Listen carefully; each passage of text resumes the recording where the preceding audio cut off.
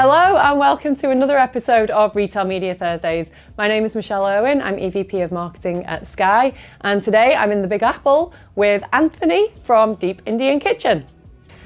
Anthony, welcome to Retail Media Thursdays. Awesome, so nice to be here. Thank you for having me. You are very welcome. Do you want to introduce yourself and your role at Deep Indian Kitchen? Sure, yeah. I am the Director of Growth Marketing at Deep Indian Kitchen, and really just trying to position ourselves in the digital landscape, and it's really exciting with great food. Yes, I'm very disappointed I've not had time to try it while I've been here, to be honest, and you don't sell in the UK, unfortunately. Not yet. Not yet? Oh. I don't know. Sneak peek. Well, I wish. Spoiler. I mean, just more retail space for me to conquer, but not yet. So what's been your peak of the week, personally or professionally? So busy week for us. We had quarterly in person, so all the team members were in from sales, ops, and everything, and it was just great to see everyone come together and hang out. Of course, just realign on all of our objectives this year. It's going to be another busy year. It's so great to have that FaceTime. I've just had it with my team in New York this week and it's been brilliant. It's so great to see all the new hires and just see everyone just integrate so well. We have such a great team, so it just makes it coming together just so much more meaningful. Fantastic. Yeah. And which pub are we in and why did you choose it? Well, I think that this is a perfect spot to be in. In New York, it's a little more low-key, but it's also very close to Soho shopping, so if you have any free time later, maybe we could stop by and pick up a few things. Okay, so let's get onto the retail media side of things. How has Deep Indian Kitchen's approach to retail media evolved over the last few years? So we rebranded from Tandoor Chef about, 5 or 6 years ago now at this point. And after the rebrand, our distribution was low, but we started really expanding and leaning into Instacart, which synergistically that worked out really well in terms of the pandemic and how people were shopping. As we leaned in, obviously we saw great growth, and with Instacart's expanding reach, especially at that time, it just enabled us to really drive that trial so that people were exposed to us little by little, and then from there distribution just increased, and it's been a fantastic ride of delving into the multitude of retail media networks that are out there now. In fact, I saw a meme the other day that said, the Oprah, you get a retail media network, you get a retail media network. And it was the funniest thing because I didn't even have to make it. It was already there. Slapped it into PowerPoint and called it a presentation. It's so true though, there are so many. How as a brand do you go about tackling that in terms of how you're thinking about which retailers to work with, how to allocate your budgets? It's actually really exciting too, because you could tell which retailers are really leaning in and leveraging those audiences that they have great access to. It's a little bit of identifying where our consumers are and where our potential is great. So identifying what consumers are around, how we can approach them, what ad inventory that is out there, but also what's really great about my role and working with these retail media networks is the data access points that we do get. How are people approaching it? Are they purchasing it online? Are they, picking up in store? Is it their first time purchase or is it a repeat purchase? And, the ability to target that really helps us cultivate that story of consumers and segment them and really drive that forward for the brand. And it's been really fun. It's a great challenge to have of how do we approach the market and approach the consumer. Yeah, and I guess as you think about those consumers, right, they're everywhere and they're looking online, they're on all these different channels. How do you think about the kind of the brand aspects and the performance aspects of retail media? Do you keep them separate or are you treating it all as kind of one now? It is kind of all on one note to a certain degree. Obviously with some ad space you don't get as much branding as you would like. However, our packaging does a lot of the work for us, which is great. You see one of our packs and you know that it's Deep Indian Kitchen, it's powerful, it's impactful, it's bright, it's vibrant. So there's definitely a story in that enables a little bit more of that brand personality to convey through just even, a search ad, right? So that is really helpful because honestly, that's a huge lift I don't have to undertake. But it's always nice to have a little bit more of our brand personality in our content, whether it's just, a quick little tagline, but something that really pulls in our audience and draws them to, the frozen aisle and global flavors, really get them to try and expand their palates. So what KPIs do you focus on, and how do those align to kind of the overall business goals? Oh, all of the KPIs all the time.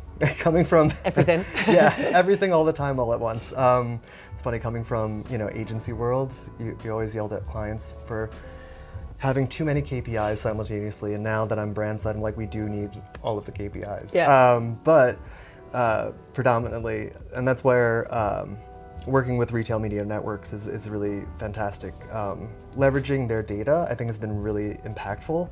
So not only identifying, what ROAS is or Halo, going forward a little bit more, identifying incrementality, I think, is really important, or new to brand, percent new to brand. And then for us, another one that's really interesting is OPD, online pickup and delivery. Just because when you're talking about grocery and retail, there's a multitude of different types of grocery stores and places that we sell. And obviously there's ever increasing amount of e-commerce that's happening. And typically when you're looking at grocery, your online basket size is bigger than your in-store one, which is compelling for retailers. Obviously, if you're driving that forward a little bit more, they're more compelled to, take on more products and see that you're actually putting forth that effort. So it's a balance of a few different KPIs for sure. Very good. So as you're thinking about all of those different KPIs, I guess in the past you've had shopper teams and you've had your performance teams who sit very kind of separate in an organization, but are you starting to see kind of a lot more collaboration between those teams and how they're working together, and even how you're thinking about kind of measurement across the two? Now we actually have dedicated people, but coming from a smaller organization, you had to wear multiple hats at once simultaneously. But with a lot of the evolution that's happening in the space, it definitely converges quite a bit, where there's shopper marketing that has been a little bit more isolated versus now this ever-growing retail media network. It's expanding and it's really just evolving the space. So now that you are able to have more ad space, have more promotional content that's focused around retailers. So it is just definitely converging in a lot of different ways. And now you can track a bit more shopper marketing metrics, which is really enabling, growth marketing, performance marketing to kind of work more in tandem and kind of be under the same umbrella as shopper marketing. It's been really fantastic. It's a really exciting time to see capabilities just expand, and there's always been overlap, but now it's even more prevalent. Yeah, you mentioned there it's expanding. Where's this going to go in the future? What innovations are you most excited about at D&D and Kitchen?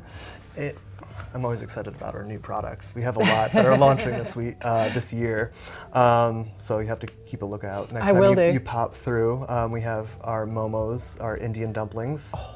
So those are amazing. We actually, since we had everyone in office, we got to sample all the new ones that are coming out. Definitely worth a check out. But when it comes to, the evolution of the space, I think what I'm really excited about is that impact in store, and that really invaluable media space. There's different opportunities like with Instacart and Caper Carts that we're testing right now, that you're able to put display media on a shopping cart at any retailer would be fantastic, telling people to try chicken tikka masala or chicken curry, Yeah. Or, what you're seeing at Walmart, their evolution is great. They're testing so many different types of displays in their flagships in Canada, and, a lift to learn kind of display where you're able to give a little bit more information to the consumer in store, or how, a consumer can kind of look at reviews, which is actually very impactful, right on a display or on their phone in store is a great way to ensure that this is the appropriate purchase or the right purchase for a consumer, is really helpful for us. So as we're evolving, it's great to see that impact kind of stretch in store a little bit further. I feel like it's come full circle, right? Once upon a time, retail media was all in store, and then nowadays, obviously, it went online, and then we've kind of gone back to the store, and we're looking at these experiential. We were just talking about experiences before we started filming, and I think as marketers, it's so exciting, kind of some of the opportunities now that the store presents. I know, and it should be interesting to see how it's tested, and I think Walmart had a stat that 77 or 80 some odd percent of their test shoppers really enjoyed and preferred the digital displays in store because it was informative and really compelling. Now, I mean, it's going to be definitely a test throughout, so it doesn't feel like you're in Times Square and there's just ads everywhere. Yeah. But I think having that appropriate balance is going to be a little bit difficult, but very impactful and helpful for the consumer to identify, you know, if they want a product or not. Yeah. And I think it's going to be very impactful for our like global flavors aisle. You know, there's a lot of options out there, but it's definitely going to be a little bit more compelling when, you know, you see Indian food versus any other, and, you know, hopefully people will give it a try. Well, I'm excited about trying your products. Definitely next I time brought I'm some over. Today. I know, that would have been great. So my favourite part of the show is always our quick fire round. I did warn you I wasn't going to be nice, but I'll be honest, I've not been mean. I've not been mean at all with this one. So what piece of advice would you give your 15-year-old self? Ooh, good question. I think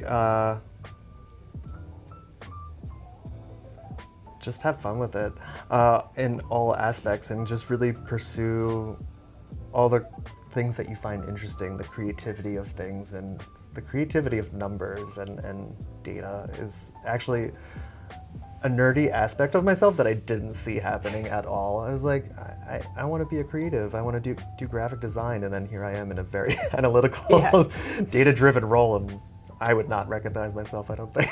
So your advice should have probably been like, join the stock market. You really like numbers. I mean, yeah, and learn Excel fast. So that brings me on to my next question. If you weren't doing this job, what would you be doing?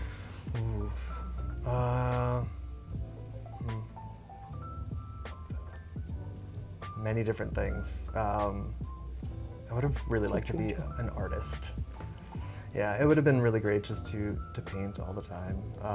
I do try sometimes, but, you know, free time, who has that? Never, nobody anymore. What was the last thing you bought online? Oh gosh. What was the last thing? Oh, okay. This is great. So it was my partner's birthday, and he is a character.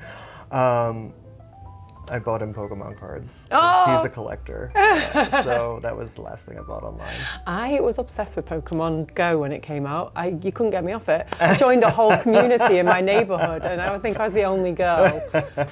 It was great. What was the last question you asked ChatGPT? Oh gosh, how to respond to interview questions for a podcast, obviously. No, I use ChatGPT a lot, so it's been great. This past week, I actually used it for a bit of research, just in terms of the space, and, you know, definitely a useful tool for sure. You're going to like our announcement next week if you're a fan of ChatGPT. Oh, I'm excited. Yeah, it will be out by the time this comes out, so it won't be a surprise anymore, but it's exciting things coming. I'm going to be living in the past in this podcast. You really are. If you could invent anything to make your life easier, what would it be? I wish I could teleport. So whatever teleporting machine, that would be fantastic. Yeah. Just take me to Hawaii, where it's somewhere warm for a little while as we sit in New York and it's freezing outside. So definitely that. Yeah, I could do with that tonight. Just take me back to London. Yeah, absolutely. Well, it's been great meeting you. Thank you so much for coming down to Manhattan and chatting to me. I've really enjoyed it. Pleasure. Thank you so much for having me. Thank you.